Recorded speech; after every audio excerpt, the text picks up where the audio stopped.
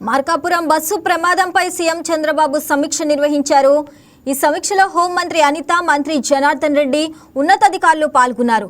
ప్రమాదం తీరుపై ప్రాథమిక సమాచారం సీఎంకే ఎస్పీ, కలెక్టర్ వివరించారు. ప్రమాద సమయంలో 35 మంది ఉన్నారని తెలిపారు. ప్రమాదంలో 13 మంది మృతయ్యారు. ఇక 22 మంది గాయపడినట్లు వివరించారు.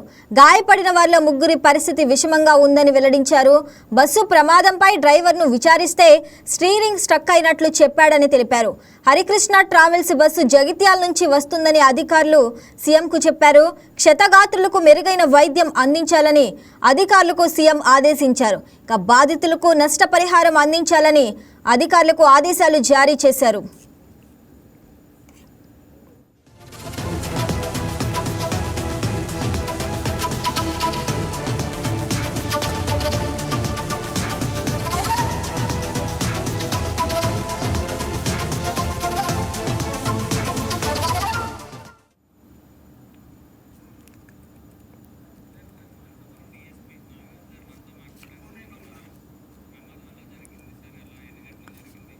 మార్కాపురం డిఎస్పీయా?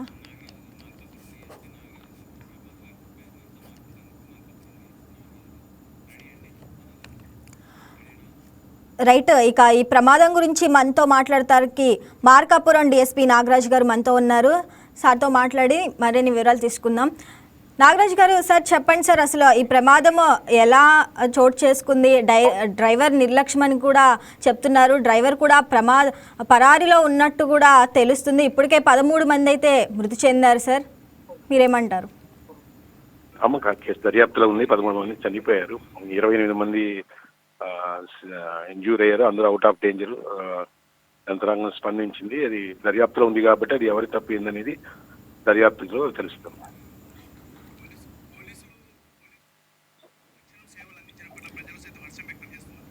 సార్, పోలీసులు తక్షణ సేవలు అందించడం పట్ల ప్రజలైతే కొంచెం హర్షం వ్యక్తం చేస్తున్నారు. సార్ దాని గురించి ఏమంటారు? అవి ఇమీడియట్గా వితిన్ 15 నిమిషాల్లోపే మేము ఆల్ డిపార్ట్మెంట్ అంతా అలర్ట్ అయ్యాము. అన్ని ప్లేసెస్కి వెళ్ళాము, అందరినీ కూడా సేవ్ చేసాము, షిఫ్ట్ చేసాము హాస్పిటల్స్కి. సో ఫైర్ ఇంజిన్స్ ని ఇన్ఫార్మ్ చేసాము, తక్షణమే స్పందించాము తల్లి. అందరినీ కూడా హాస్పిటల్ మళ్ళీ రెఫర్ చేసేసాము. అందరినీ హాస్పిటల్లో యంత్రాంగం అంతా కూడా ఇమీడియట్గా రియాక్ట్ అయ్యాము. సార్, తక్షణం ఇప్పుడు ప్రస్తుతం వైద్య సహాయం ఎలా కొనసాగుతుంది సార్? బాగా జరుగుతుందమ్మా. ఆల్రెడీ 10 మందిని వేరే హాస్పిటల్స్కి పంపించాము, పెద్ద హాస్పిటల్కి. మిగతా వాళ్ళందరూ కూడా ఇక్కడ అందరూ డాక్టర్లు అందరూ కలిసి ఇక్కడే దగ్గరుండి, ఎమ్మెల్యే గారు ఉన్నారు, జేసీ గారు ఉన్నారు, నేనున్నాను. So everybody will attend the treatment అన్ని చూస్తున్నాం. సార్, 3 పరిస్థితి ఇంకా విషమంగా ఉన్నట్లు తెలుస్తుంది. మృతుల సంఖ్య ఇంకా పెరిగే అవకాశం ఉందంటారు? ఏమీ లేదమ్మా. ఆల్రెడీ 11 చనిపోయిన వాళ్ళు తప్ప మిగతా 10 కూడా అవుట్ ఆఫ్ డేంజర్ అమ్మా. ఎవరికి కూడా ఏమి ఇబ్బంది. సార్, అసలు ఈ ప్రమాదంపై డ్రైవర్ని విచారిస్తే స్టీరింగ్ స్ట్రక్ అయినట్లు కూడా చెప్పాడు. సార్ దాని గురించి ఏమంటారు? ఏమా ఇప్పుడు ఏం లేదమ్మా, ఇంకా విచారణలో ఉంది కాబట్టి దాని గురించి నేనేం మాట్లాడు. Thank you sir. Right sir, thank you sir.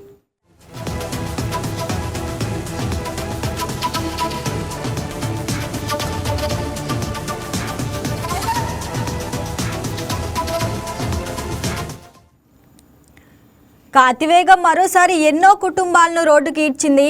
Travels నిర్వాహకులు నిర్లక్ష్యం కావచ్చు, అధికారుల అలసత్వం కావచ్చు, ఎన్నో నిండు ప్రాణాలు నిలువునా కాలి బూడిద అయ్యాయి. ఇక గత ఏడాది అక్టోబర్లో కర్నూలు బస్సు ప్రమాదం మిగిల్చిన విషాదం ఇంకా కళ్ల ముందు కదలాడుతూనే ఉండగా మరో ఘోర ప్రమాదం మార్కాపురం జిల్లా రాయవరం వద్ద జరిగింది. రాయవరం పలకల కార్వి దగ్గర లోడ్తో వెళ్తున్న టిప్పర్ని హరికృష్ణ ప్రైవేట్ ట్రావెల్స్ బస్సు బలంగా ఢీకొట్టింది. ఈ ప్రమాదంలో 12 మంది సజీవ దహనమయ్యారు. మరో 12 మంది స్వల్ప గాయాలతో బయటపడగా 16 మందికి తీవ్ర గాయాలయ్యాయి. ఇక మృతుల సంఖ్య మరింత పెరిగే అవకాశం ఉంది.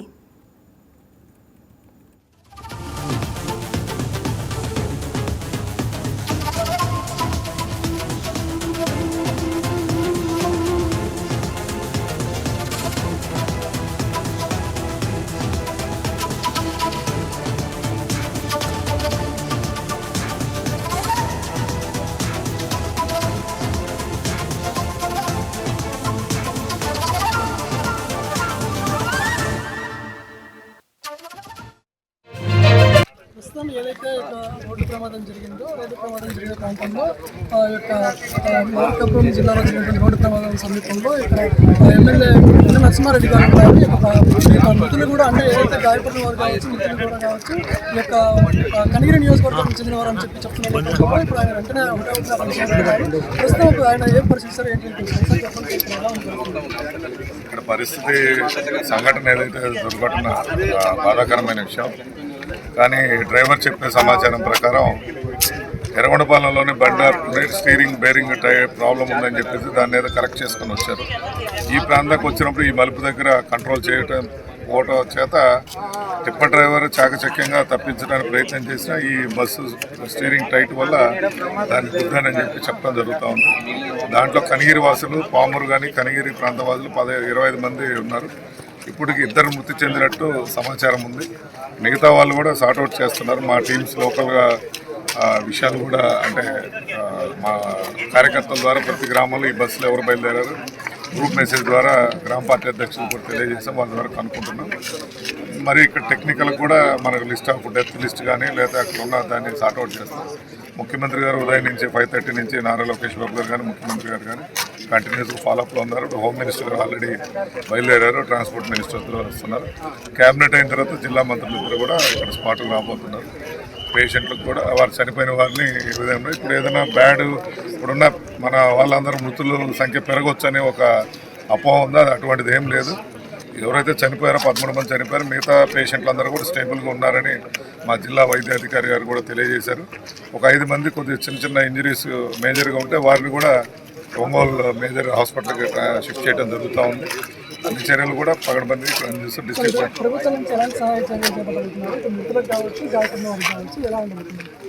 అది ఇప్పుడు మా హోమ్ మినిస్టర్ గారు వచ్చిన తర్వాత ముఖ్యమంత్రి గారు చర్చించి బాధ్యతలు ఏ విధంగా ఆదుకోవాలనేది చర్య తీసుకుంటారు.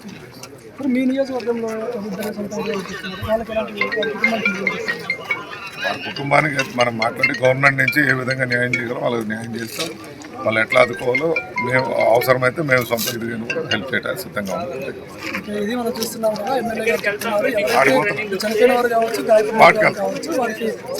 సౌకర్యాలు కూడా ప్రభుత్వం నుంచి కూడా అన్ని విధాలుగా కూడా సహాయ చర్యలు అయితే